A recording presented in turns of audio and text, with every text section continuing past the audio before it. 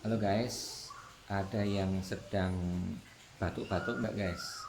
Ini saya mau kasih resep tradisional ya, resep yang berdasarkan dari kitab tanaman obat, ya, tanaman obat. Cara mengatasi untuk batuk ya guys. Nah ini kita cek di buku ini ya guys, bukunya sangat tebal. Ini salah satu resep untuk batuk. Resep yang pertama ini dengan adas ya guys. Adas saya kira sudah pada tahu ya guys. Nah, salah satunya untuk mengatasi batuk.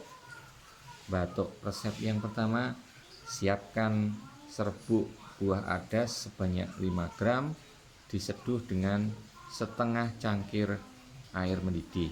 Setelah dingin disaring, tambahkan 1 sendok teh madu, aduk sampai merata, minum sekaligus, lakukan 2 kali sehari sampai sembuh.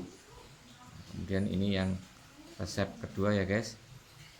Siapkan daun sagas seperempat genggam, bunga kembang sepatu 2 kuntum, daun poko seperlima genggam, bunga tembelekan 10 kuntum, bawang merah 2 butir, adas 1 sendok teh, pulau sari 1 jari, rimpang jahe 1 jari, gula merah 3 jari.